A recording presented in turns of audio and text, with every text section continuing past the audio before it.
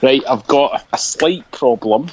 I can only find this set of headphones, which is my new Apple iPhone headphones, which basically plug into the power point of the iPad that I'm using. And I've got 29% battery on my iPad. Well, you better stop talking shite then and hurry up and get this done.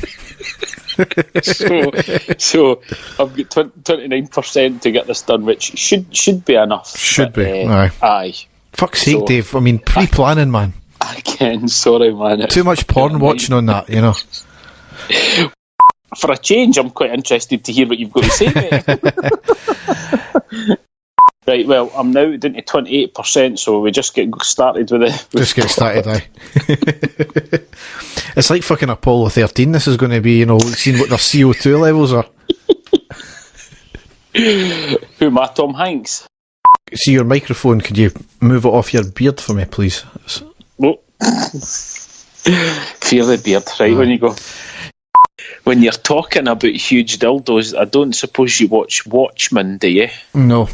On HBO, right, okay. No. That's spoiled that one then, okay.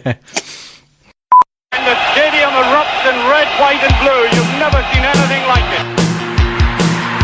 Let's go.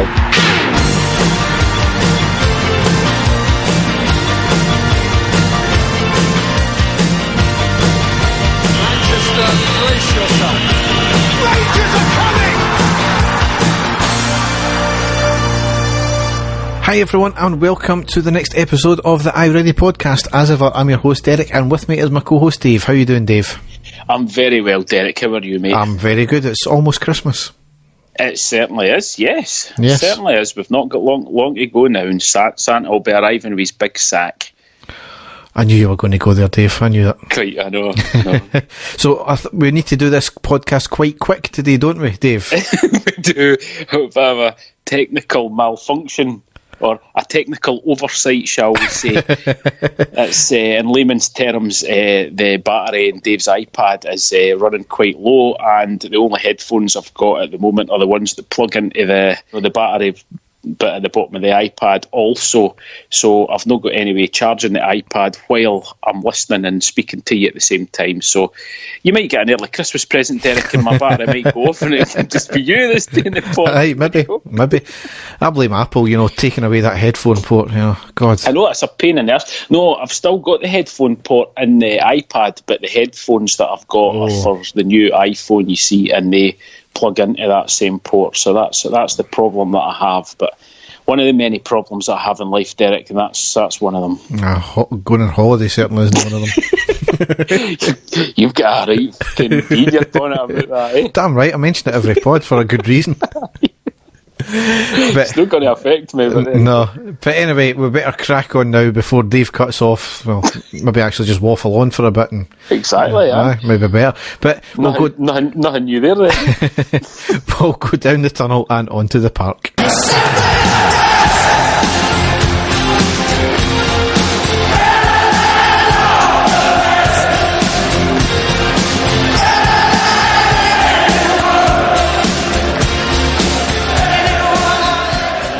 So, we've got 3 games to cover this episode. Some good, some really bad, some indifferent.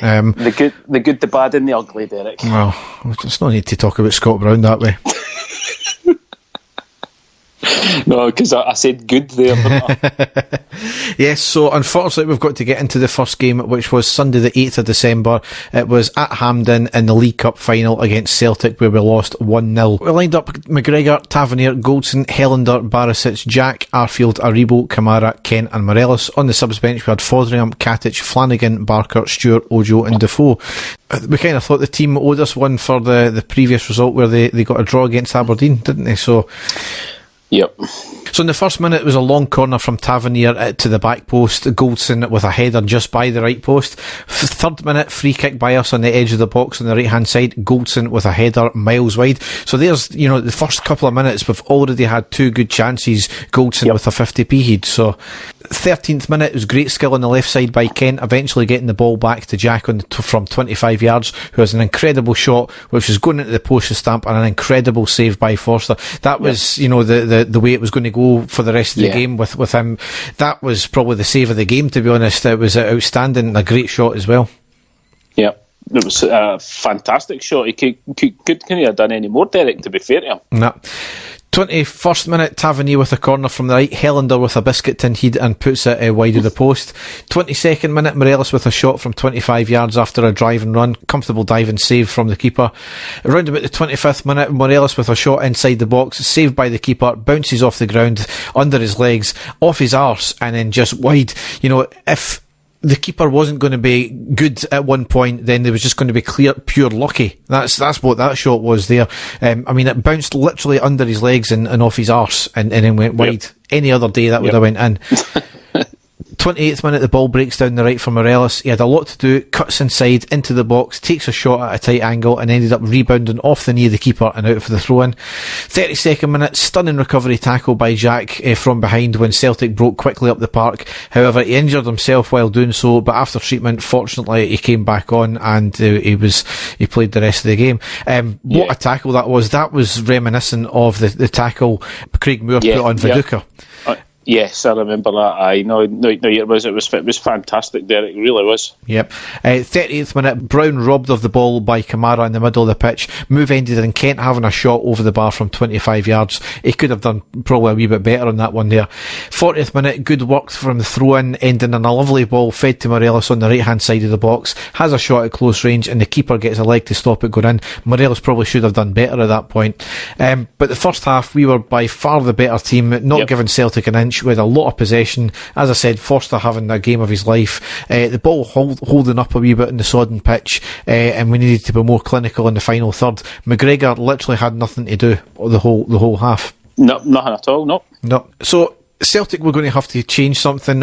I think, as I said, you're expecting the other team to come back into it a wee bit, and they never, and that's the thing. Celtic made the change on the 49th minute. It was good work down the left with Kent and Barisic. Barisic crosses deep into the box, not clear, but only as far as Tavernier on the edge of the box, who blasts it with a shot well over the bar.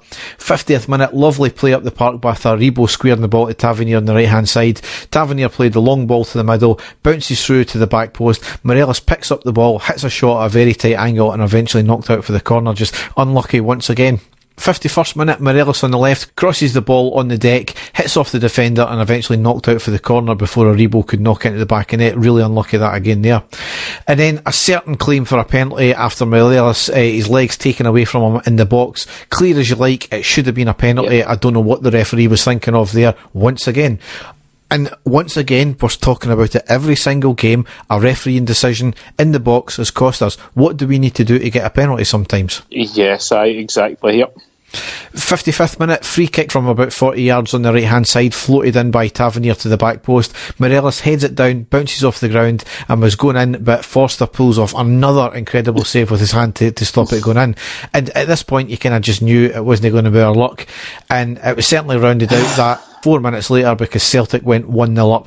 It was a long free kick into the box from the left. I think there was 3 in total, miles offside, but a low volley into the back of the net by probably the most offside of the players. Now that linesman's looking right along that line there. Exactly. I don't know what has to be done to see that was offside. It baffles me how that was given. Not one of them, but 3 of them. Yeah, it's saying something when you've even got the commentators saying that it was offside as well, although I'm still have to wait and hear if Chris Sutton actually said that it was offside, but surely even he would have to admit that it was as clear offside as you can get, Derek. It should never have stood.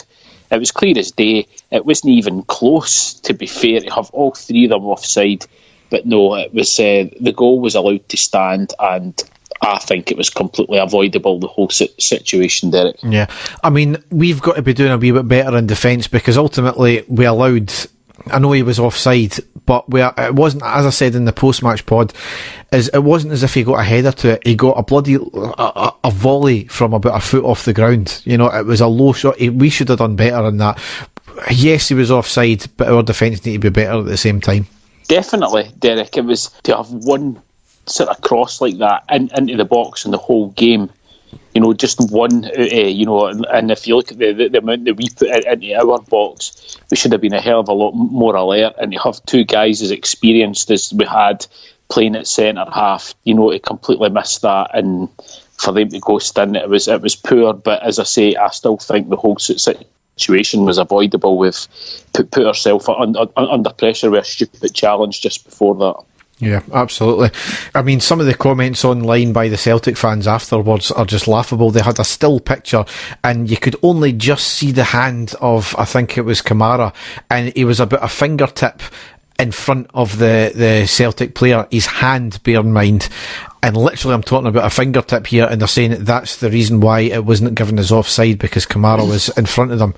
They need to read up in the bloody offside rules along with the referees then, don't they? But anyway, we went up the park 3 minutes later and we were given a penalty on the 62nd minute. Morelos brought down in the box, clear as you like, and Frimpong given a straight red card for it. In my eyes, I don't think it should be given. There's a bit of dubiety about whether this rule applies as the double jeopardy rule. We were given a penalty and the guy was given an automatic red card. Now, I think some of the rules go by if it was a clear goal scoring opportunity, then it should have been a red, but if it wasn't, then it should have been a yellow. Now, it could be argued, I thought, that if Morelos was it a clear goal scoring opportunity? I would say it was, because he was just about to strike the ball. He was the last man, Derek. He was just about to shoot, to score. So I would definitely say that it was a goal scoring opportunity that he was there, because he'd ran through and he was pulled back. It wasn't and he wasn't really at a tight angle or anything like that. He was clearly about to sort of blast the ball, but he would probably have fucking saved it anyway, do you know what I mean? But it was still, in my eyes, a clear goal scoring opportunity. So I think the call was correct for him to get sent off, and of course it's a foul in the box. So I don't know, but you make of that. But I said it was, as soon as I seen it, goal scoring opportunity. And I'm sure as you're about to get into with the penalty, you're all saying that just because you win a penalty doesn't automatically mean you're going to score it. Exactly. So obviously, Tavernier, as far as we were aware, he was the designated penalty taker, and he picks up the ball and hands it straight to Morelos. And what can you say about the penalty apart from it was a really shit one? It was, yep. It was low just to the left of the centre of the goal. Now, Forster's a beanstalk. So unless you're going to send him the wrong way, you're never going to beat him like that. And even then, if you send him the wrong way, he's got always a chance of getting a leg stick out to it. Yeah. It was a poor penalty. I don't think Morelos looked confident. It's been since transpired that apparently Morelos was given penalty duties as well for the game, at least. Yeah, so, I heard that. It's just very strange the way it happened. Obviously Tavernier was getting accused of being a shite bag or not. Again, I'll leave it up to you if you want to claim that or not, but it was just a strange set of circumstances and a poor penalty. It was, Derek. I think, again, he's got this monkey on his back, hasn't he, that he wants to get a goal against them, and I think in himself he had to sort of take it just to try and break his duck, but it was totally against us that day, Derek. And then, as you're about to get into, it should have been retaken. Yeah, I mean, Forster had jumped about a foot off his line before the penalty had been taken. Now, new rules are that the keeper has to stay at least 1 foot on the line before the penalty's taken. Never done. Again, the linesman was looking right across that line there. I mean, if he's got a clear view of the keeper, then he's clearly off his line, because the post is in the way, isn't it? So exactly. That can't be an excuse that he's obscured, because he's not got any other players between him and the goalkeeper and the post. So he must have clearly have been able to see it. Yeah, and even if you get Tom English bloody saying it should have been retaken, then it must have been as well. No, that's quite worrying actually when that's the case. But I mean, no, it should have been Derek. But again, who's to say we would have scored it again? Do you know what I mean? Yeah. So there in this game, we've had 3 decisions that have went against us that have been poor officiating. There have been mistakes by the officiating. Yeah. Penalty that should have been, a goal that was clearly offside, and a penalty that should have been retaken. How many more times do you need to say something about the refereeing in this country before something gets done about it? Definitely. But we say it like almost every pod though, Derek, don't we? We do. So yep, exactly. But anyway, we played on. 68th minute, defence playing high. Edward plays a good ball to Johnson, goes 1-on-1 with the keeper and sends it wide. Well done to McGregor for narrowing the angle though, and that was probably the only thing he had to do all game. Yep. Then came a flurry of substitutions on the 70th minute. Kamara came off, Defoe came on. 73rd minute, Aribo came off, Barker came on. 83rd minute, Hollander came off with an injury and Katic came on.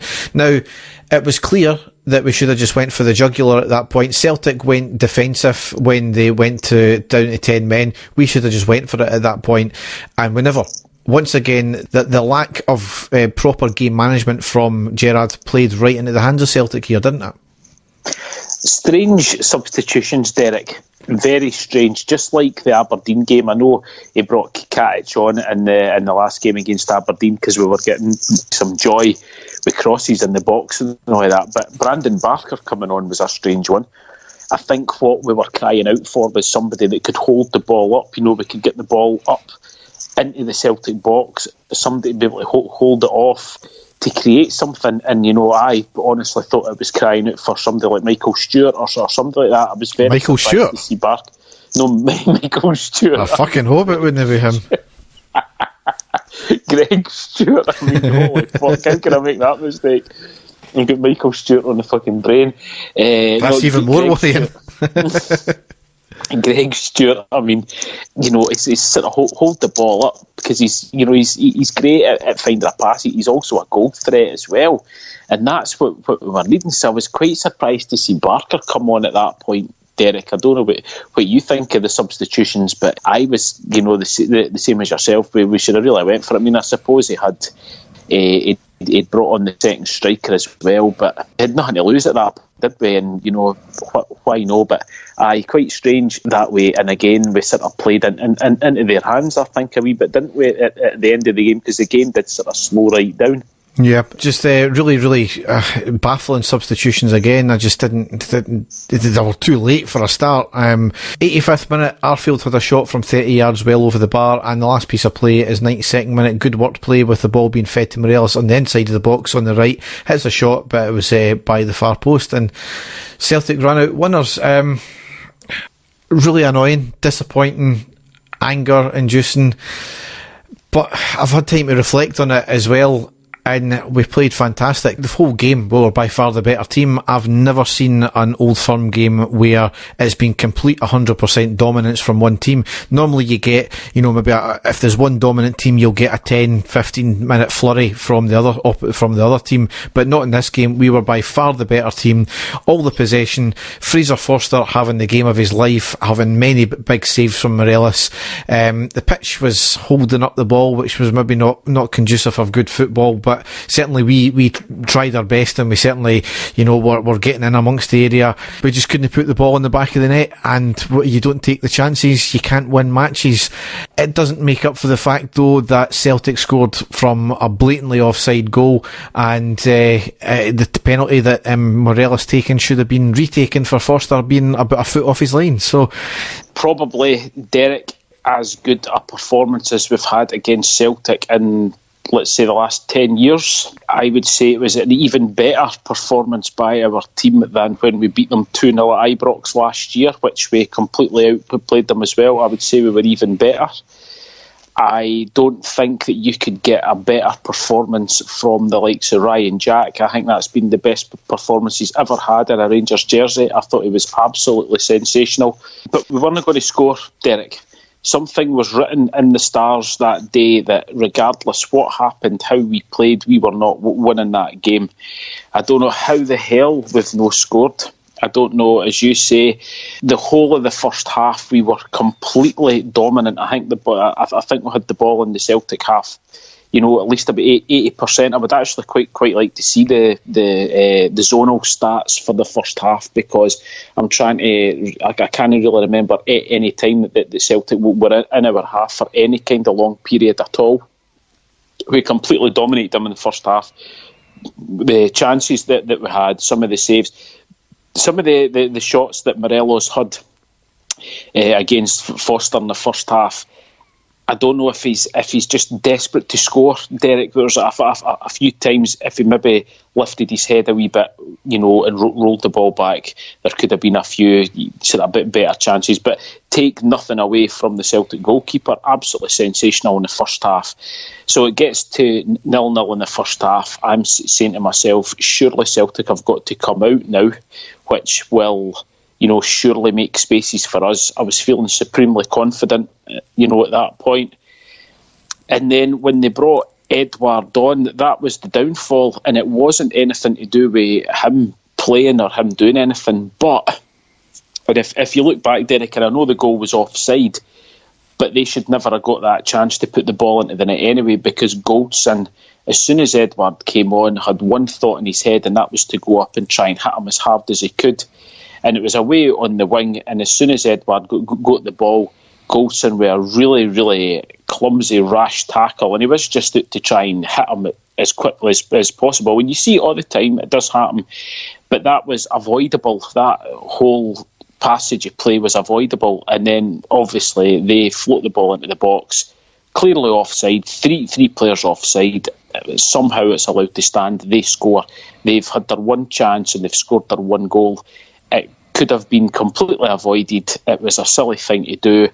Their goal got to stand, and then I thought, right, I wonder what's going to happen here. But fair play to Rangers again. They kept plugging away. They kept going for it. They kept putting Celtic in the back foot, and they eventually got the penalty. And I said at the time, Derek, I don't know if you did, don't let Tav take it, because I think that Tav's confidence is very low. So I was quite pleased when I seen Morelos about to take it.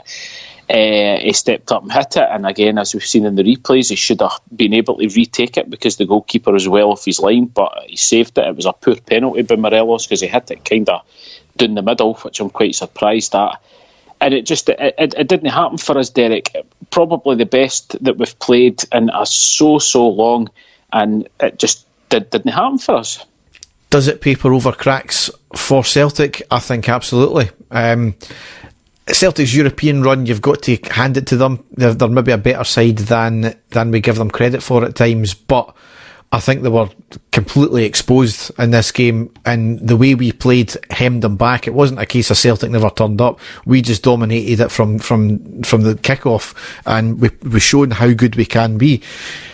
It had been coming though for the last good number of weeks, though. We were having a lot of possession and we were not getting clear-cut chances, and I think maybe the team rode their luck maybe once too often, and this was the game that ultimately became a cropper. So we had to pick ourselves up for the next game though, because it was only a few days later, on Thursday the 12th of December, at home to Young Boys in Game 6 of the Europa League, all-important one, and we drew one each. And, it meant we qualified though, so ultimately we left the game feeling disappointed because of the way we played and the way we lost the goal, but we progressed through to the next round, and that was the main thing. Derek, I was disappointed. I was disappointed that we lost the goal right at the end of the match. But if you'd have said to me before the game, would you take playing really, really well and drawing the game 1-1 and going through, I would have taken it 100%. So, but I'll let you get into the match summary, and we'll speak about it after that. Yes, so we lined up McGregor, Tavernier, Goldson, Katic, Barisic, Jack, Kamara, Arfield, Kent, Morelos and Aribo. On the subs bench we had Fodringham, Flanagan, Halliday, Ojo, Barker, Stewart and Defoe. Now I missed the first 5 minutes because of dodgy streams as usual, and we were playing well up until that point. Yep. And when I picked it up, and the first note I've got here is in the 18th minute, a lovely move, must have been about 20 passes in around the box, cross in from Barisic, Arfield running in, and the defender just nipped in the last minute to put out for the corner. 21st minute, ball on the right, lovely threaded ball from Aribo to Morelos in the box, keeper comes out, Morelos has a shot but it was saved by the legs of the keeper. 21st minute, just after that as well, very good claim for a penalty, Morelos bundled over, Morelos was falling but definitely contact. Certainly when I seen that one, it looked as if the boy, I know you're saying that he fell over, but he was leaning, but he certainly wasn't right over, but the guy was kind of, sort of arms right over his shoulders and stuff like that. So I would have said that it was a clear-cut penalty, definitely, because I remember roaring and shouting, at the TV when it happened. So yeah. On the 29th minute, though, we went 1-0 up with none other than the main man, Morelos, scoring again. Defender tried to play the ball out near the halfway line. Kent intercepted, quick pass to Morelos outside the box. He broke free of his defender. Keeper came out, but Morelos had a shot and hit it past him into the net. He ran up the fans and he appeared to make a gesture, apologising for missing the penalty at the weekend there. He had scored in 5 consecutive Europa League games there. It was a great finish, Derek. It coolly slotted away by him, because he's an explosive player, Morelos, and usually his finishes are sort of lashed into the body, into the net. But that was a really sort of precise goal that he scored there. He picked it up and he knew exactly what he was doing with it, and sort of passed it past the goalkeeper into the net. A really, really good finish, and great interception by Kent there, because Kent had a bit of a quiet game, as he has the last few games, to be fair to him, but certainly that was excellent play by him to intercept the ball and the quick pass through, and as you say, in a fantastic position after that. Yeah. 33rd minute, Kent gets the ball on the right at the edge of the box, reverses the ball to Arfield, who drove it at the keeper and at an angle and put out for the corner. And when this is a brilliant moment here from Barisic as he was walking towards to take the corner, he started winding up the young boys fans as well. Yep, seen that, yep. 34th minute, great play by Aribo in the box, taking on players, tried to pass it back out to our player on the 10-yard line, but the defender intercepted. 35th minute, good play ending in a lovely cross from the left from Barisic into the back post. Aribo gets his head to it, but just wide. 37th minute, good play on the right. Aribo feeds the ball to Morelos on the right, who gets into the box, cuts it back to Aribo, who puts it just wide. On the 44th minute, young boys worked the ball from left to right, cross comes in, attacker got ahead to the ball and put it well over the bar. And that's how the first half ended up. Now, we were fantastic in the first half. There was only one team in it, knocking the ball about well, especially in tight spaces, but we're not putting their keeper under enough pressure though, which is again story of the games. Yes. But certainly got to be happy about that, going into half-time 1-0, and we're in pole position. I think the other game was going that was a strange game, because Porto... It was a strange game, yeah. Porto were 3-0 up at one point, and then all of a sudden it was 3-2. They were 2-0 up, and then it got pegged back to 2 each, and then they went 3-2 in the second half. Is that what it was, right? Yeah. Okay. But certainly we had to just do the job at our bit, win top the group, draw, we go through in second place. So in pole position, as I said. So into the second half, 47th minute, there was a lovely ball up the right to Morelos. Nobody supporting him, so he took it on himself by dropping the shoulder to get the ball, kept on running towards goal. The angle was tight, we had a shot on the right, and it was a save from the keeper and out for the corner. 52nd minute, lovely worked move with Morelos, Tavernier and Arfield all involved, working the ball to the right, ending in Tavernier having a cross on the deck and the defender just nipping in before Arfield could hit a shot, and it put the ball out for the corner. 55th minute, young boys made a few changes, and they came right back into it from there and had a lot more possession and really started putting us under the cosh there. Yep. 65th minute, a lot of possession by young boys, ending in a cross into the box with a header from a central position, forcing McGregor to tip it over the bar. It was dipping in, another wonder save from McGregor. Yeah, it was fantastic save, yep. 70th minute, long ball by young boys, knocked upfield, header flicked on by young boys to take the ball close to our box, intelligent header down by them to put their player in space in our box. Barisic charging back to do enough to put the player off in the box as well. Very dangerous, and you could see something was coming. They were going to get a goal, and tactical naivety again, once again from Gerrard by not making changes, because it was clear from the 55th minute after they made the changes we were under pressure, and still they were coming closer and closer, and he hadn't changed it. I was thinking throughout the game, Derek, that what we would have done to have another sort of really good midfielder, a quality midfielder on the bench. I think we were lacking that at that point. As you say, we were looking to try to shut up shop then, and right at that point, in my opinion, we would have been better to bring on another midfielder just to try and shore things up. But I think the lack of players that they had on the bench that could play in that position was maybe telling at that point. But as you say, they were definitely coming back into the game at that stage.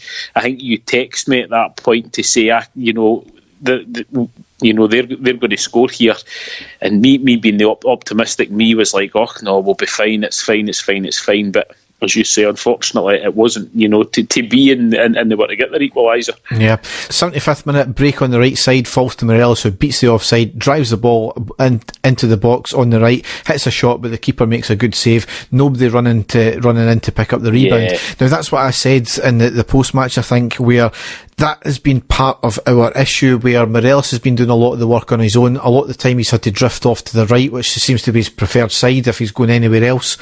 And there's never anybody following up. There's nobody at the back post. There's nobody picking up the loose ball. There's several times in this game, and as well as the Celtic game, after the shot's been hit and the keeper makes a save, it's kind of still been in play rather than getting knocked out for a corner or anything like that, and nobody's there picking up the loose ball. The formation that we played, Derek, because we're not playing that second striker, it's you're 100% there to have an out and out poacher.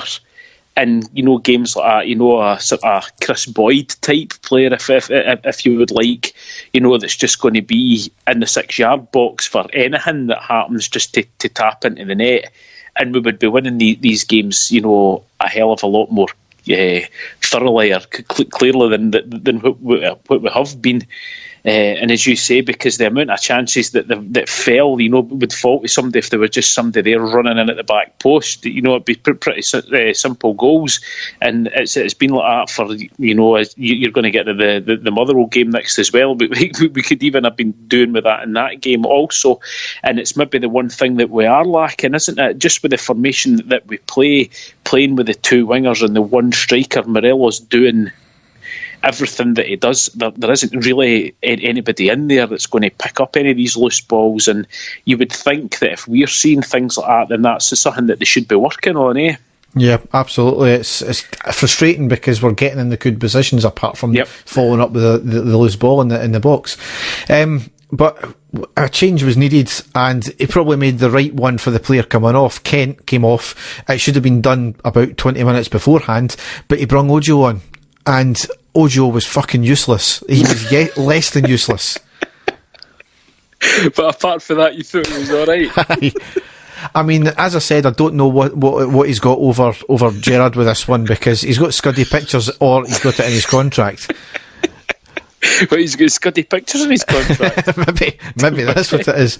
But he's done absolutely nothing apart from winning a ball a couple of games ago to force the defender into a mistake and then pass it and to set up a goal. But he does nothing, and nothing useful anyway. 83rd minute, the shot from distance by Young Boys, but it was over the bar. There was a free kick given away by Ojo in a nonsensical area of the pitch just after that, and then he gave away on the 87th minute, I think it was, he gave away another nonsensical foul in the Young Boys half, which eventually led to the goal. The 88th minute, Young Boys had a free kick, as I said, from that Ojo chance. Long free kick from the right, knocked to the left. Their player wasn't picked up. Goldson was backing off, which I'll get into a minute. It allowed the cross to come in. Barisic stretched out, knocked it goal bound. McGregor saved the ball, but it flicked up off the chest of the Young Boys player and into the back of the net. Goal line technology stated that it was an OG by Barisic, so you can't really blame Barisic, because if he never tried, it was going right to the player to knock it in. Now, as I said, it was that nonsensical free kick which Ojo gave away that gave the free kick in the first place. Goldson, what the fuck was he doing? He was backing off, allowing the player the space to get the cross in. That's not the way to defend. As you said, Derek, rewind back slightly, giving away a free kick in an area that we shouldn't be giving away a free kick, exactly the same as the Celtic game, which led to the goal that we scored against. It's our own downfall. It's things like that we're doing to ourselves and putting ourselves under pressure. As I say, that's two huge goals and two huge games have came from free kicks that we could have avoided. Yeah. It's nonsensical, and that's what I mean. He does absolutely nothing. He done stupid things on the park that ultimately, we've still got to defend it. That's not taken away from that, but if he never done that in the first place, if he just let it go, then things like that wouldn't have happened. They wouldn't have had the set piece. But it was a really nervy last kind of 5 minutes then from there, wasn't it? And I had visions of it happening. I had visions of them scoring another goal.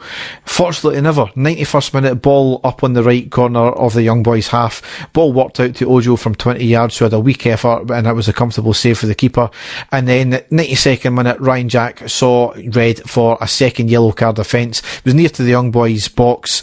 A young boy's about to break, and he basically took the boy out. I can't remember his first yellow card. Second yellow card, you can have no complaints of. It was a professional foul, but it was probably for the best as well. I think because he picked up the first yellow card in the match anyway, he was going to be suspended for the next round, so it's really no any different, I don't think so. But fortunately we managed to see the game out, one each.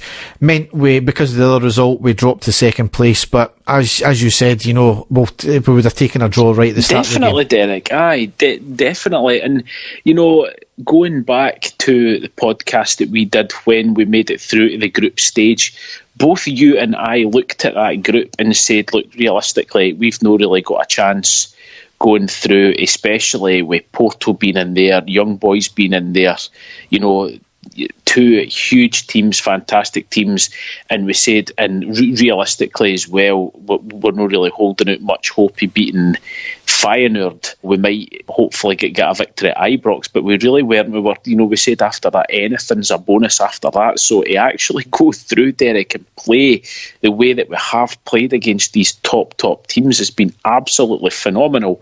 It's a fantastic achievement for us, it really is. And we've got our place in the next round, and again, I don't want to get ahead of myself here, but as you're about to get into here, we've got quite a favourable draw, haven't we? Yeah, I mean, just my thoughts on qualifying is nothing short of astonishing. It's fantastic. It's mind-boggling, the fact that we've done this. I think there's only one other club, if I'm right, that have done it before. I mean, this is the second year in a row we've had 4 qualifying rounds to get through. We got out of that, so we've had 8 games, then we've had 6 bloody tough games in the Europa League. Given the fact that we're not talking about, their teams that are on par with us, they're all Champions League clubs. Exactly. They've all got knocked out. They've either been in the Champions League in the last couple of seasons or knocked out the qualifying. All the teams are worth many more millions than us, and what we've done is nothing short of just astounding. And as you said, we've got a very favourable draw. It's not easy. There's no easy games in Europe. Definitely not easy, but FC Braga. On paper, Derek, that is a tie that surely the players can be looking at.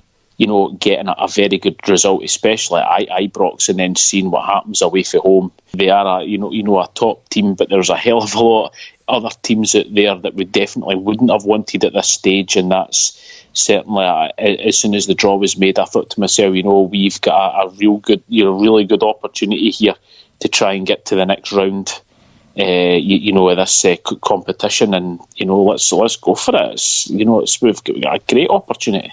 Yeah, absolutely. I mean, it's just so FC Braga we're playing. It's in February. I think is it the 19th and 20th or the 12th? 20th, yeah, something like that. Yep. Yeah, and we're playing the next game, the second. So the first leg's at home, the second leg's away, which is going to be on the Wednesday after. So it's the next week, and I think that's because I think there's like 3 Portuguese teams going to be playing, and I think it was just a luck of the draw type thing where they were the team that were demoted to the Wednesday. So, but it gives us a great chance. Certainly, they are a tough side. I mean, they topped their group. Obviously, they beat Wolves, who were the team that we didn't want to get in the group stages as well. So, and I think they're possibly the top goal scorers in the competition. Am I right in saying that? I think that's right. Yeah. So I mean, they will carry a really tough attacking threat towards us. But again, it's certainly not a team that I don't think we should be afraid of, Derek. No, certainly not. So, That'll lead us into the next game now. The last game we've got to cover, Sunday the 15th of December. It was away to Motherwell and we won 2-0. And amazingly, we lined up with the same team as we did against Young Boys. So I think we were all quite surprised at that, because they put in a shift and there was some tired legs at the end of that game there. And we kind of thought, well, we've got a lot of games still to play in December, let's freshen them up. But no. And I think that's a rarity for this year, but we've kept the same team. Derek, I possibly think that Steven Gerrard is of the mindset, and to tell his players that, if you're showing me that you're good enough, you'll stay in the team. And, until something happens, you'll remain in the team, which is, a completely new way to look at it. He's obviously got confidence in his starting 11.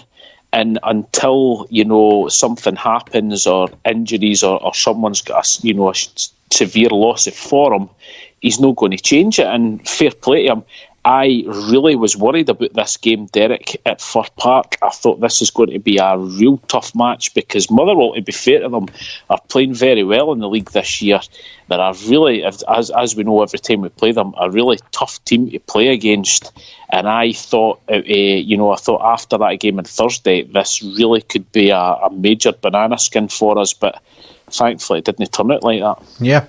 So on the 10th minute, it was a quick break up the park from Motherwell. Goldson gets a touch of the ball, goes to the right, player keeps on going. McGregor hesitant at coming out, but eventually does. Goldson drifts into the centre to cover. The attacker rounds McGregor, who crosses it in. Unfortunately comes off the back of Tavernier, I think it was, and knocked away. Quite poor from McGregor and Goldson there, because there was a complete lack of communication there. You don't normally see that from McGregor, to be honest, with a lack of communication, but certainly we did in that time. And I think that's really the only thing that Motherwell done in the first half. 16th minute, the corner came in from the right. Aribo gets a header off and the defender gets in the way of it and out for the corner. Claims it was a handball, but it certainly hit his arm. It was down by his side, so probably correct in not giving it. I wasn't quite sure, Derek, until I can't remember what commentator it was that or at half time was to go over it to quote what the correct decision would be, because certainly I was claiming the penalty at the time, but as you've quite rightly said there, it's I think the referee was maybe quite right at that point not to award the penalty to us. So. Yeah. 18th minute, cross into the box from the right. Keeper punches it out to the edge of the box. Kamara hits a shot and blasts it over the bar. Defender was right on him, mind you, so no wonder. 25th minute, play down the left with Kent. Eventually feeds the ball to Morelos on the left on the overlap, who has a shot at an angle to the near post. Keeper makes a good save. 25th minute, cross in from the right. Knocked out on by the head of Kent to Morelos at the back post, who volleys the shot. Going goal bound near post, but the keeper puts it out for a corner with a great save. However, we went 1-0 up on the 26th minute with Katic scoring. The resulting corner from the right into the centre. Katic under pressure, going backwards, gets a great head onto it and into the back of net. Brilliant goal from Katic. And somebody, Derek, that can attack the ball from a corner. It's something, I think it's possibly his best attribute that he's got for our team. He is an absolute threat. Anytime we have a free kick or a corner, I think he's tremendous at attacking the ball, and that was a great header. He had the Motherwell players all over him, but there was only one winner. There was only ever going to be one winner, and you can see it for the run that he made. He knew exactly where the ball was going to go, and it was a really brave sort of header, barged his way through, and the bullet header in. Absolutely fantastic, and we should be using that more often, Derek. We should be using the ability that guy has got for attacking a ball more and more, especially now that he's in and Hellander's been, he's been injured and he's back in the team, and I'll be looking for us to score, and I'll be looking for him to score more regularly as well now that he's in the team. Absolutely, I was delighted for him, and it was a great goal. Yep. 37th minute, another good save by the Motherwell keeper at the left post after Kent on the right, getting the ball into Tavernier, who crossed it into the back post. Morelos picked it up, turned and hit a shot going into the bottom left corner, and the keeper knocked it out for the corner. Yep. 42nd minute, Morelos brought down in the box when we had a corner. He was looking at the ball the whole time. Defender clearly bundled him over from behind. Clear as day. Should have been a penalty. Once again, not given.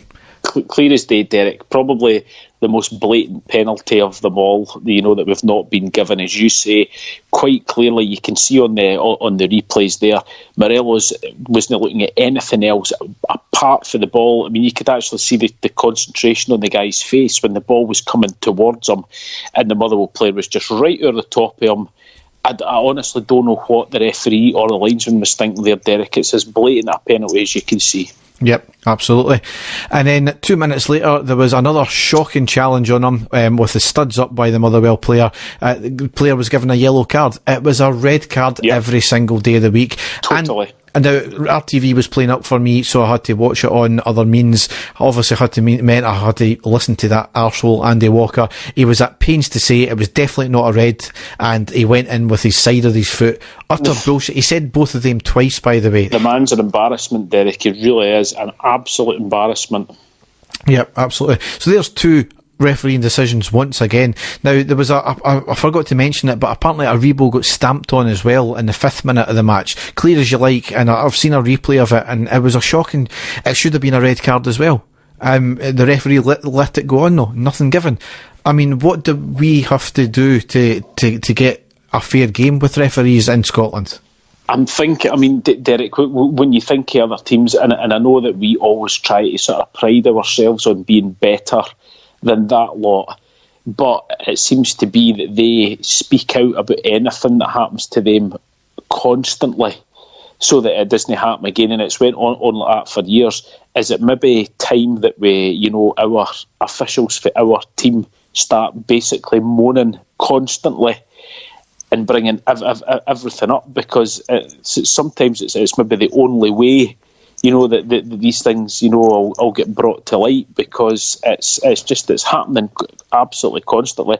I still can't get over the fact that Morelos didn't get a penalty in the box. That was as clear as day as well. But again, against Motherwell, how many times against Motherwell in the last few years have there been absolutely shocking challenges put in and nothing happened whatsoever? Yeah.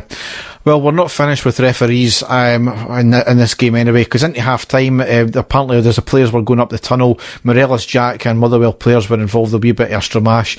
When they came out for the second half, Jack and one of the Motherwell players were given a yellow card at the start of the second half. So it's good that the referee let us know who was getting a yellow card, but again, it's something that could it not been just a wee word with them.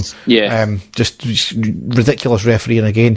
Anyway, 49th minute was a free kick on the left, floated towards the box. Morelos beats the offside and got a shot off in the box, but the keeper managed to come out and narrow the angle and block the shot. 59th minute, ball on the left, worked to Kent in the box, who was an absolute thunder bastard of a shot, was right at the keeper, but it was a good save. 62nd minute, great defending from Motherwell when the ball was knocked right into the path of Kent, looked as if he was going to round the keeper, but another defender came in and managed to get the ball away cleanly. I was pretty impressed with that defending, to be honest. But unlucky for us. No, it was a very good challenge they put in, to be fair to the guy. Yep. And when it's only 1-0, you've always run the risk of getting the equaliser, and then on the 63rd minute it nearly came if it wasn't for a world-class save from McGregor. We've seen him do some sensational. Yeah, we've seen him do some amazing saves, and we've even commented one in the last game there. But this was just, it was like an alien that's possessed his body to do this. But there was a long throw in by Motherwell, bounced in the box, headed backwards by Golson. Again, don't know what Golson's doing, trying to defend. It was going right to the back post, and the Motherwell player got a header to it, and from point blank range, now he could only have been about a foot, 2 foot away from McGregor at this point. McGregor pulls off an absolute wonder save with the sun in his eyes as well. How he managed to see that and then react to it and save the ball was just it's just otherworldly for me. Derek, actually thought that he had scored. I thought the ball was in the back of the net, and I was watching the game with my son, and I was like, oh, what an absolute nightmare. And then I seen the sort of ball had been cleared, and it still hadn't really registered, because in my brain that was a goal, because it was so, the header was so close to the net. It connected with, perfectly as you could. And to me, the ball was in the back of the net. We'd let ourselves down, and then the play raged on. And I looked and I said, "Oh, what's happened? Did that? Surely the ball went in." And it wasn't until I seen the replay that I honestly don't know how he reacted to that, Derek, because that is just absolutely incredible. Reaction save that he pulled off. Maybe we've been helped out slightly by the fact that the ball bounced first of all, and it maybe took a bit of the pace away from it. But regardless, the guy was so close to the net. How he managed to pull that off, I've got no idea. And even when you watch it back, when he saved it, it still looks for a second as if the ball's about to go into the back of the net. But he just, he just gets enough touch on it that the ball spins and goes past the post. It's quite incredible. It really is. It kind of defies the laws of physics, doesn't it? The way the ball went. But absolutely sensational by McGregor. Really, really brilliant. Save of the season, I think. Anyway, so it's especially for us, absolutely brilliant.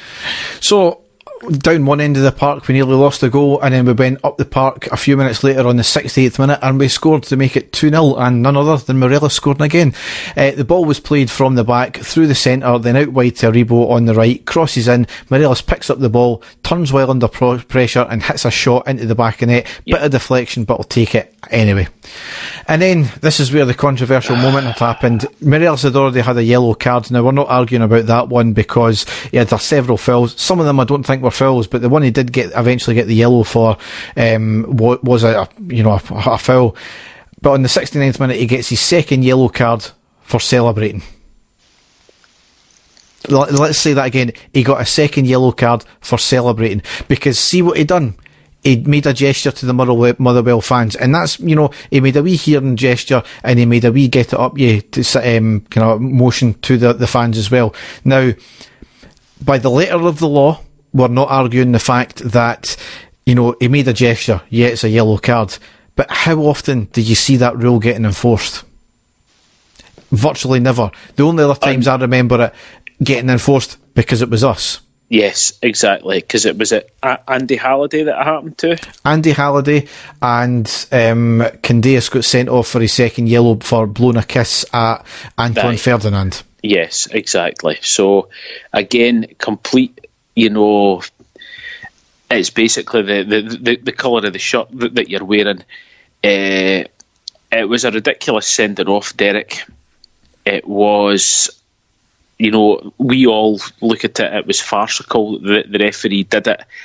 I have been praising Morelos all season for his temperament and stuff like that. You could tell that he'd been getting abuse from the Motherwell fans all game, and he was basically doing a wee get up. Yeah, I'm a bit disappointed that it didn't dawn on him, though, that he would be getting watched very closely, because I'll be honest with you, Derek, the first yellow card he got, his foot was quite high, but I honestly didn't think that was a yellow card. And I know you might turn around and say that's a lot of nonsense because his foot was up and his studs were up.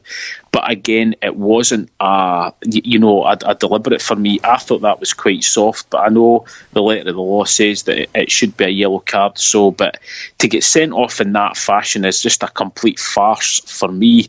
And again, it's all right, well, there's Alfredo Morelos, so we're going to watch him, we're going to punish him for the slightest wee thing. And there you go. He's yellow carded again. He's sent off, and we're all, after scoring the second goal, we're all completely gutted that that's happened after that. And it puts a dampener in the whole game for the fans. But you're about to get into there. To be fair to the Rangers team, we were still the better team after that, and we were still plugging away, which was great to see, because that could have went completely the wrong way, and Motherwell could have got a huge lift out of that happening and put us under a lot more pressure, but thankfully we held out. Yeah, I mean, there was a game last night as well, Crystal Palace v Brighton. The first goal was scored by the Brighton players at Neil Moppy, I think that's his name. Mm-hmm. He was right in front of the Palace fans, and he gestured to them, done a big shush sign as well. No yellow card given. It happens time and time again by opposition players, and it's the hypocrisy of the whole thing, because Celtic players, Neil Lennon done get it up, you gesture to our player, our fans. I was there that day. He was getting stick, absolutely, but he gave a wee bit back. So you can argue the rights and wrongs of that, but he never got punished for it. Scott Brown, after the Old Firm game, regardless of what Tam McManus says, he must be a cockeyed bastard for no actually thinking that was to the Rangers fans. But it was clear to the Rangers fans, even for the fact that the compliance officer pulled them up for it, only for the bloody the panel to say, "Oh no, he's no case to answer there." But that's just by the by. Now, aye. It's a stupid rule. We all know it's a stupid rule. It's not going to cause a riot. It really isn't. But it's not enforced. Another 2 stupid rules are taking your shirt off and going into your fans to celebrate. You get yellow cards for them for doing that, but it's enforced, and that's the difference. So you accept it. This is why we don't accept this, because this rule's never enforced. Mm-hmm. So, anyway, rant over about referees for this podcast, hopefully.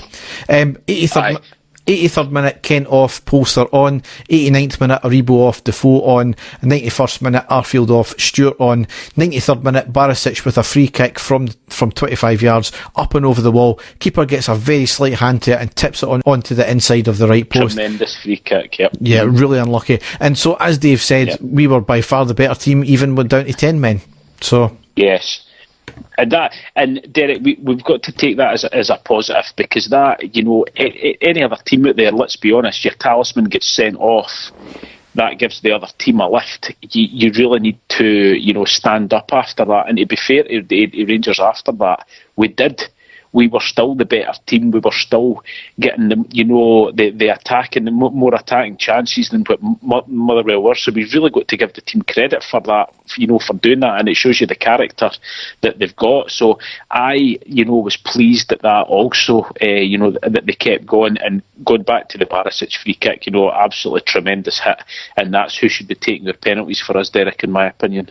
Yeah, absolutely. So it's left us played 16, won 13, drawn 2, lost 1, scored 47, conceded 10, goal difference plus 37 and on 41 points. We're sitting in second, 2 points behind Celtic and a 2 goal difference less as well. 9 ahead of Aberdeen, and we've actually played 2 less than them as well. So what a gap that is between second and third. Both Rangers and Celtic are walking away with it this year. Just in terms of the final group standings for the Europa League as well, we've played 6, won 2, drawn 3, lost 1, scored 8, conceded 6, goal difference 2 and on 9 points, and we finished in second, 1 point behind Porto.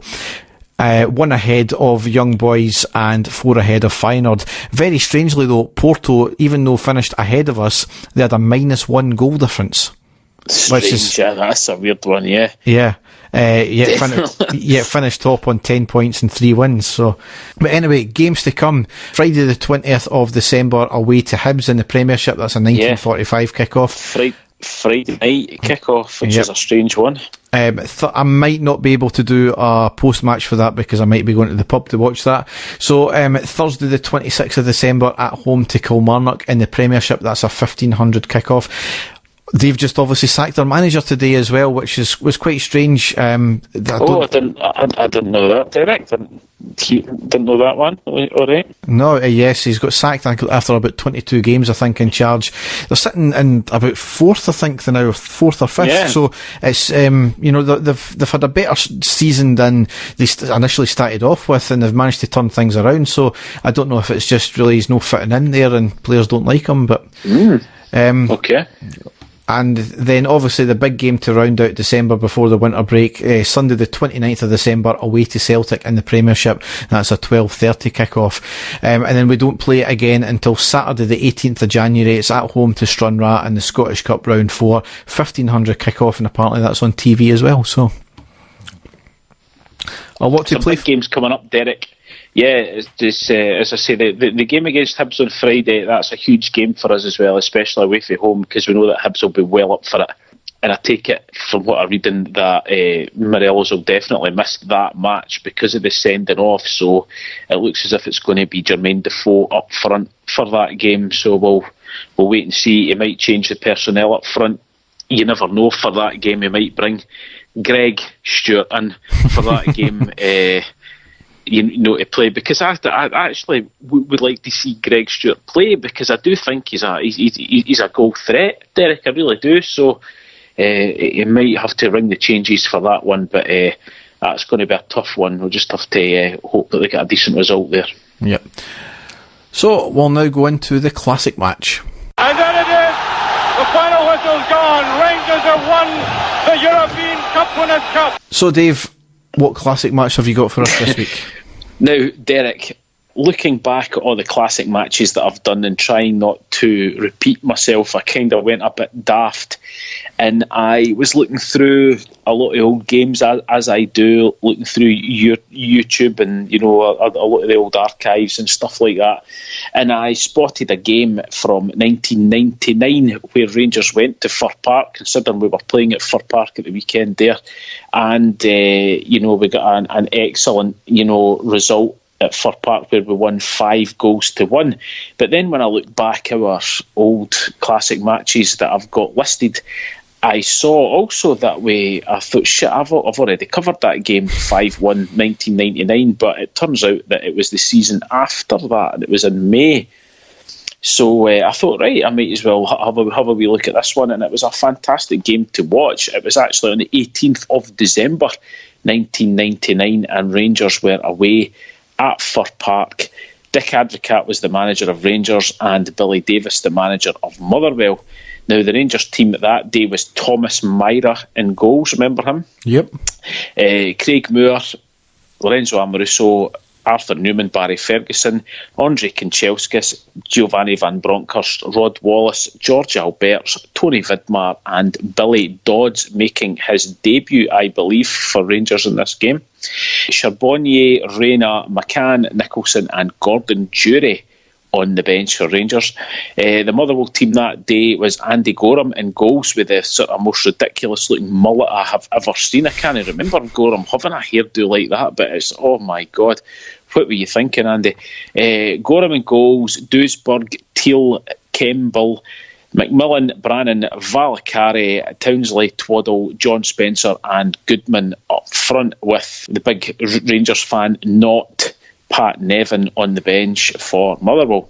So the game kicked off, and it was actually Motherwell on the front foot in this game. Early chance for Motherwell, a run down the right hand side by Twaddle, who puts a cross in, stopped by Craig Moore, but was picked up in a snatch shot by John Spencer, but thankfully straight into Myra's hands. Then a few minutes after that, John Spencer again with a great chance. He was played through 1-on-1 with Myra, who dives low and pulls off a fantastic save from a shot from Spencer. That was like a certain goal. It was great save by him. Then Motherwell again keeping the pressure up on us. And it was Spencer on the right hand side of on the right wing. He played in Don Goodman at the edge of the box, and he hits an early shot which is going right into the top corner, but another fantastic save by Myra, who puts it out for the corner. So early pressure by Motherwell there, could easily have scored within the sort of first 10 minutes of the match there. But then thankfully Rangers started to get a hold on the game. The 15th minutes, Rangers were starting to put the pressure on it finally. Kanchelskis on the right hand side into Billy Dodds with a cushioned pass to Barry Ferguson, who then played in Van Bronckhorst, who puts in a low cross. It's missed by Wallace, but goes to George Alberts, who shoots, hits a shot, it rebounds back to George Alberts again. He has another cracker of a shot, but again charged in by the Motherwell defender and out for a corner. That corner was taken and headed out, but Lorenzo Amoruso, who was up for the corner, finds Andre Kanchelskis on the right wing, who lets fly with a thunderbolt of a shot from way out. Andy Gorham pulls off a fantastic save and out for the corner. On the 20th minute, Billy Dodds with a shot from the edge of the box. He sort of tried to curl it past Gorham, didn't quite work off. That was easily saved by him. Alberts to Giovanni Van Bronckhorst. A first time ball to the incoming Rod Wallace at the edge of the box, and he curls a shot which actually cannons off the crossbar out to George Alberts. He then has a header which is fantastically saved again by Andy Gorham and cleared away by the Motherwell defence. So Rangers coming close, and thankfully just a few minutes after that we took the lead. Vidmar. And that has to be taken, and that's it. It's gone straight in. Well, I think that has stunned the man who scored the goal, Kanchelskis. He turned round, looked across, and I think Wallace might have gone for it. He didn't bother. And you know, despite the fact that Rangers ought to have had the ball in the back of the net from much harder situations, there they get a straightforward gift.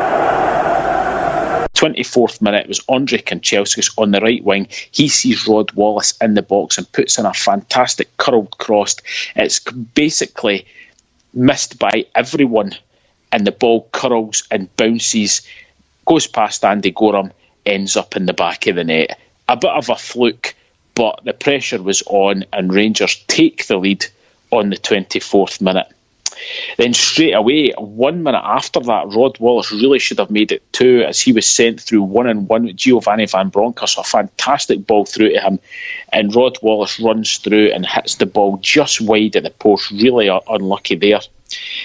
On the 33rd minute, Billy Dodds brought down at the edge of the box. It's a free kick to Rangers, and that is where we doubled our advantage. Ideally set up either for Amoruso or Albert, but methinks the captain is actually pulling rank here and is going to have a go at this. Well, Albert scored from a free kick last week. A lot of play going around there. Amoruso! Oh, it was hit so hard. Even one of Scotland's best goalkeepers couldn't keep it out. The sheer ferocity of the shot put that through as Rangers, I think, very deservedly at this stage of 2-up. It could have been double that now. And watch the big Italian, one of the most colourful, if not controversial, players in the business at the moment, drives that in with that tree trunk of a leg of his. And even Andy Gorham's full experience couldn't nullify the spin and the strength of that. Everyone expecting George Alberts to take the free kick, but no, Alberts lays the ball off to Lorenzo Amoruso, who hits a shot so hard that it goes right through Andy Gorham. He could have done nothing to save that. I don't even think a brick wall would have stopped that ball from going out of the net. Fantastic goal by Rangers to make it 2-0. And we were on easy streak, but then wave of attack after that, and only 9 minutes later we actually went 3-0 up. Bronckhorst, beautiful play, Billy Dodds, can he put it away? Yes! Dodds scores his first goal for Rangers in the most delectable fashion. No wonder the entire Rangers bench come out to acknowledge a beautifully measured and controlled piece of skill. Rangers are 3-up. Now great play here by Van Bronckhorst. His first major contribution to the game. Touching it out there, a lot of work still had to be done. He goes one way, then delicately whips it away. That is why Rangers decided to pay handsomely for this man. Van Bronckhorst on the right-hand side of the box. He flicks the ball over the defender's head, plays it into Billy Dodds, who goes to shoot but feints his shot, takes it onto his left foot and hits a fantastic curled shot into the net for Rangers. Fantastic. And his first goal for Rangers, ending the first half on a complete high, 3-0 to Rangers. Into the second half, Pat Nevin comes on for Townsley at that point. He was to be sort of Motherwell's sort of main outlet on the wing because they were trying to do anything to get the ball off the Rangers and to get some pressure on. But it didn't take long for Rangers to actually increase their lead, because on the 49th minute... That's another bad ball though. Well read now, Kanchelskis. Try to cut to the outside again. That's a lovely little ball, yes! Dodds beautifully in his second goal, and he made it look so ridiculously simple. Good play again by Kanchelskis. Very poor marking of this man, and Dodds with a foot and now with a head showing what class he really does have, and a demonstration of neatness in the air makes it 4 for Rangers Tony Vidmar intercepts a pass forward by Motherwell and plays Andre Kanchelskis down the right wing. He puts in a fantastic cross to Billy Dodds, who gets his head to it and glances it past Andy Gorham to score his second and Rangers' fourth. Motherwell Rangers then sort of took their foot off the gas slightly. Motherwell were coming back into it. Chance for Motherwell. Nevin on the right wing. He puts the ball into Valakari, who shoots for distance at just past the post. Then another chance for Billy Dodds. Could have had his hat-trick. George Alberts down the left-hand wing cuts it back for Dodds on the edge of the box, but his shot was charged down, which was heading to goal, cleared. But that was then picked up by Barry Ferguson, who shoots low for the edge of the box and actually hits the post and cleared by Motherwell. That was 3 times in this game that we had hit the woodwork. But then on the 57th minute, Rangers scored our final goal of the game. Out to Dodds, trying to get that to Wallace. Back again to Kanchelskis, yes! Clinical finishing, his second goal. But dreadful defending again, allowing Wallace to get up in the middle of the penalty area, but he really should have been nullified there. Look at this, 2 Motherwell players again. Wholesale indecision, allowing Wallace to put it in front of the Russian with a much better finish than his first goal, because that was deliberate. Rangers are 5 up. Andre Kanchelskis again on the right-hand side.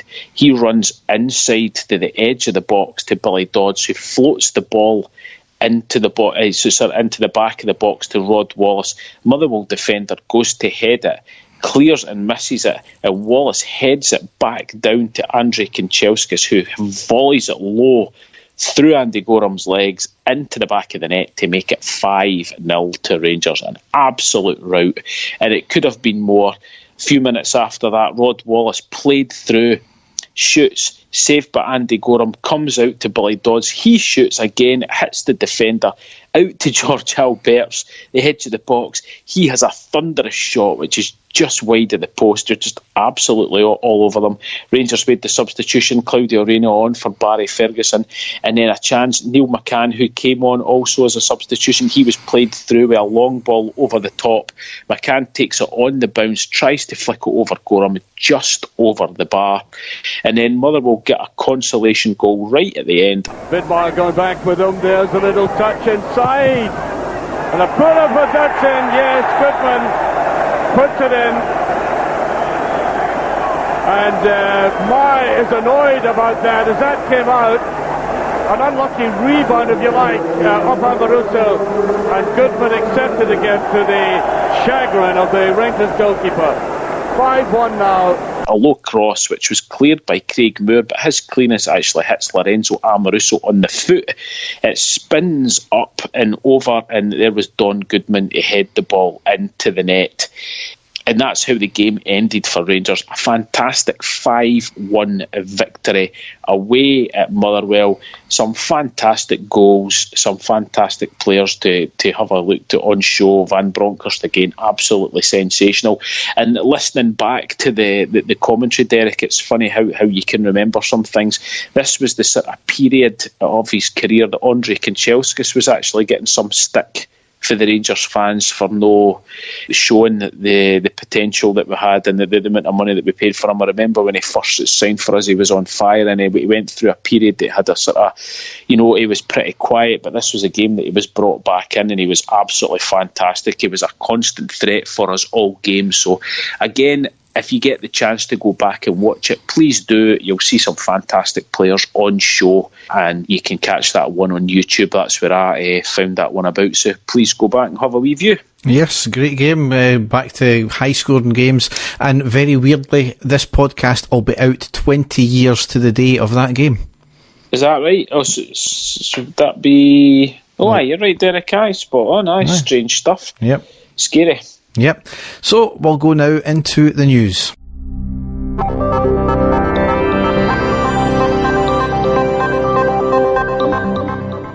So a few bits and pieces to cover as ever. First one here I've got is kind of half broken on Twitter tonight, and it's came from, I think, Michael Seafarer. This is what he's posting anyway. He's found a demolition warrant for Edmonston House, so it certainly looks as if it's going to be demolished, possibly part of Project 2022. There's obviously been lots of issues with Edmonston House being basically derelict for a number of years now. There's been issues of asbestos, so it could be a case of it's easier to demolish and redevelop rather than try to just redevelop it. So it's a huge area, Derek, if you think about the potential for that area of Ibrox for us to not expand the stadium, but certainly for for the fans' experience. There's been talk of a museum, there's been talk of us having I don't know what they're going to do with the retail side of things with everything that's rumbling on, but certainly the potential and the size of that building there, they should be able to create something spectacular for the supporters anyway. And very interesting. But I noticed that as well tonight as well on Twitter, so we'll have to see what comes of that. Yeah, be funny if it turned out that we get a hotel built before the club on the other side there. I mean that's the thing though, and when it comes to hotels, I know David Murray had a big plan for a casino and a roof on Ibrox and all that kind of thing, and a hotel. It's it's out in that area of Glasgow. Same with Celtic. You can't imagine it's going to be a busy place. People want to book a hotel there, can you? So it's almost pointless. So The only thing that I would have for it, or going for it, Derek, would be the fact it's close to the airport. That's the only thing that I can think that you would, the reason that anybody would stay at a hotel there if it wasn't like on a match day, or it wasn't anything actually to do with Rangers. It's not really something that I would say that hotel would really be a big money maker, would you? So. No. But we'll see what happens, as you said. Next thing here, prior to the League Cup final, Fuck Huns was spray painted on the security office at the front gate of the Hummel Training Centre. I'm guessing in retaliation to this, Fenian Bastards was spray painted on a telephone cabinet near to Hampden as well. The difference in the reporting by the media is just astonishing. Well, it really isn't, to be honest, because it's anything is said about us. It was really just reported on for our one, yet the headlines to report the one about the second one, cowardly morons, that's what were described, that's the people who were described as. So it seems to be one rule for one and other rules for others, isn't it? It's just the way it's reported all the time. Has there been anything said, Derek, as in who the culprits are? Because surely that area is, there's security or there's CCTV or whatever on that area, so surely there would be some sort of footage or something as to the people that did this. But I've not seen anything to say that there is anything at all. So no, I'm not sure. Rangers would keep that in house anyway. It wouldn't get publicised at all. So it'll be just another one. It rolls on. Further story about the League Cup final here. Talksport's Adrian Durham accused Celtic of blatant cheating to win the League Cup final, as Southampton are paying around half of Forster's 90k a week wage. I've no idea what he's on about. Do you?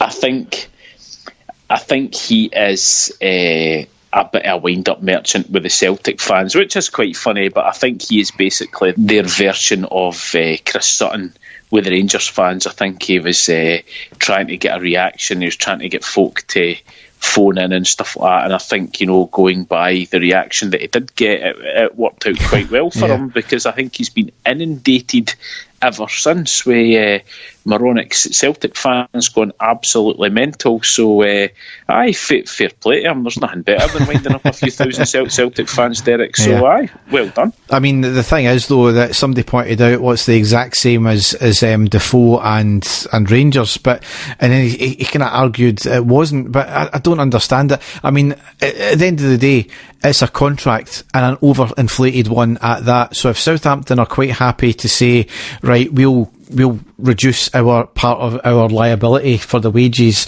we've no need for him, so we'll let him go out as long as you keep up the other half of his contract. If all parties are happy and the player's still getting his wages that he's due on his contract, then there's no issue there. But yes. Anyway, next story. not that we needed anything to further our opinion that Fair are biased against us. Now we have categorical proof. Yes. Their Twitter site retweeted a Celtic fan posting a message with a link that referred to us as the Mankey Mob and deluded cunts. Fair apologised and claimed it was only up for 5 minutes before being deleted. That was proven to be rubbish. It was out for more like 5 hours before it was deleted. They claimed they've taken steps for that never to happen again. They've not said exactly what these steps are, or if the person in charge has been sacked or not. Now, somebody's found out apparently that it was a Celtic fan and he's been sacked from his full-time job as a teacher, if it's the same person I'm thinking of. So, as I said, we'd never needed proof that Fair were biased against us. You just need to look at the list of charges that go against us compared with Celtic when their fans do the exact same things, if not worse, and we're the ones that seem to get stadium closures on the back of it. So, I think that UEFA, not that they probably will need to take stock of this one and see who they associate themselves with. What I thought was hilarious was that they said that it was a junior member of their staff who had done this. Now, Derek, this is the person that's got full access to the social media at Fair. So for them to say that it was a junior member, if it is a junior member, then they're obviously in charge of the social media department in there, that they've got the power to do this from their own mobile phone. So, that absolute farce, it's shown them up completely. I really hope that heads will roll. I really do, and I really hope that this will get remembered by the powers that be at Rangers, that this has happened. I'm sure it will, Derek, and I want to hear exactly what goes on after that, because we should be putting in some sort of formal complaint with regards to that. Definitely. Well, I think Rangers have written to UEFA and Fair for, to seek what the hell's happened on that one. Yep. But yeah, it's just, we didn't need any further proof, as I said. Shot they're selling the foot, Derek, that's all I can say. It's comical, it really is. Yep. So, good piece of news here. Gerrard and his team have all signed extensions to their contracts to stay on until 2024. So I think it was a two-year extension. So as I tweeted out, it's one thing Gerrard doing it, but the arguably more important people is his background staff, because everything seems to be going right from the youth team all the way up just now. So definitely, fantastic. Yes. If anything, all it does is, if somebody does come in for him, it means we're going to get more of a fee for him, compensation. Because Celtic got something like £9 million for Rodgers, the compensation. So, certainly, given Gerrard's success so far, we could command, I would say, similar. I think, maybe we're just looking through sort of blue-tinted glasses here, Derek, but I do get the feeling that Gerrard really has got ambitions to be very successful at Rangers, and he's the type of guy that I don't think will quit or move on until he's done that. And let's be honest, every single job that's that comes up down in the Championship or the lower end of the English Premier League, he's getting touted for it. So this maybe new contract getting signed will sort of prove to everyone, not that we needed to prove to anyone, but there's a lot of the people in the English media are saying, are touting them for jobs and all of that. So I think that might sort of quash those rumours, for a while. And at this moment in time, let's be honest, it would basically just be Liverpool. The now, I think, that would be the only team that would be able to tempt him away at this stage. Well, funny you should say that, because Klopp renewed his contract until 2024 as well. So is that a coincidence? Well, there you go. So that's the only one, and it certainly wouldn't be a shocker if it did happen, Derek, if he was going to be successful. That is his club, and I think everybody needs to always remember that is Liverpool is his club. It was the same when Graham Souness was here. That's the comparisons between the two of them are quite incredible, actually. But no, I'm delighted that he's there, Derek. I'm 100% behind him. I think he's the man to take us forward, and as you say, he's kept his backroom staff on as well, so it's a bit of stability for the team and the club as well, isn't it? Yep. And also contract extensions for McGregor and Davis. They've signed year-long extensions that'll keep them here until the end of 2021 summer. So excellent. Yep. Another Rangers thing here is it's been announced by UEFA that Morelos is the first player to score 14 goals before Christmas in a European season. So outstanding from El Buffalo once again. No, he's shite because he's not scored into Celtic then. Yes, I mean it's had the rabid hordes, absolutely raving today about the qualifying rounds were counted. That surely can't be right because the big teams are not in there and all that. It came from Look UEFA. at some of the teams that are in the qualifying rounds, Derek. But it came from UEFA. Take it as read. It's fucking accurate, you arseholes. But yeah. Anyway, another Ranger here. Rino Gattuso has taken charge of Napoli with Luigi Rico. Remember him being his number 2 after Carlo Ancelotti was sacked hours after getting them into the knockout stage of the Champions League. So I know his time at Milan never ended really well, but hopefully he does something special there. Yeah, absolutely. Good luck to him. A huge club, Derek, and a huge stage for him to go on because he'd done well with Milan, who were failing at the time. But this is a massive club that he's got that he's been put in charge of. So we wish him all the best and hope it works out for him. Unless they're playing Rangers, obviously. Yes. And the last piece of football news here I've got is Scotland will be using the Hummel Training Centre as their base for Euro 2020 if they qualify, rather than their own complex in Edinburgh. That's because the Czech Republic are going to be using their usual one in Edinburgh. So hopefully we're telling them we're commanding a massive fee for that. So I don't think they'll have to worry about them given the training session at Derek, because as you say, it's all dependent on Scotland qualifying, and I don't think that's going to happen. So no, I don't think so. So, stinking fart interrupts Kenyan Parliament meeting. Right. This is made up my street. A member of the Kenyan Parliament let off a fart so vile the Speaker was asked to suspend the debate. Quality. According to local media, a spat broke out whoever let one off during the Kenyan Regional Assembly on Wednesday as the politicians attempted to get to the bottom of whose bottom was responsible for the stench. Superb, right? During the incident at Homa Bay County Assembly, Julius Gia is reported to have said, "Honourable Speaker, one of us has polluted the air and I know who it is." Did they start a war or something like that? But it looks like it could be a case of whoever smelt it dealt it, because the guy he accused said, "I'm not the one, I cannot do such a thing in front of my colleagues."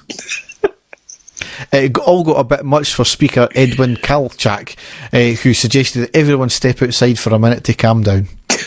It's It's reported that he requested air fresheners in to make it pleasant and get whatever flavour you need to get in. Quality. Oh, dearie dear. I know a few people at my work that didn't bother about the whole thing.